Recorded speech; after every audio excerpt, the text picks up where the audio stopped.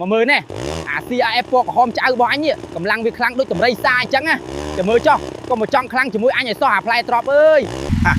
ម៉ូតូក្មេងលេងអីក៏មកចង់ប្រៀបជាមួយអាឡម៉ង់ GS របស់អញហ្នឹងមើលមៀតវាផងអាសម្លាញ់កុំចង់មកចង់ពៀជាមួយអ្នកមានអីប្រយ័ត្នខ្មាស់គេណាអូហូនិយាយមើលតែខ្លាំងហ្នឹងអាម៉ូតូធំដូចតម្រៃហ្នឹងជិះបានតែផ្លូវលំឯងដឹងចាំមើលទៅដល់ផ្លូវកោងអា CLF អញនេះនឹងវាយឲ្យងើបមុខរួចទេលឿនឡើងមើលហ្នឹងឯងឲ្យវាដឹងថាអ្នកណាកំពូលអ្នកបណ្ដាំងប្រចាំភូមិយើងហើយមើលតលីនេះទៅនេះហើយចលនាផលរបស់អ្នកដែលចង់តាក់ខ្លួនអញ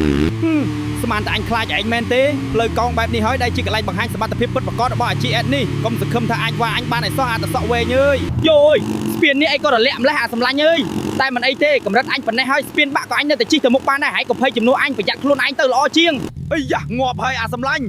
ស្រាប់ពុកធំណាចំប្រាំងឲ្យជាប់អញជាប់មិនឈ្នះទេងាប់ហើយងាយលើកនេះប្រកបជាជាប់មិនខានទេអាតសក់អើយជួយអញផងអូយពេញមាត់តែម្ដងអញប្រាប់ហើយថាឲ្យប្រយ័ត្នផ្លូវកោងឥឡូវមើលចុះអស់លក្ខណៈទាំងម៉ូតូក្រហមទាំងម៉ូតូអាឡម៉ង់ភក់ពេញខ្លួនតែម្ដងអី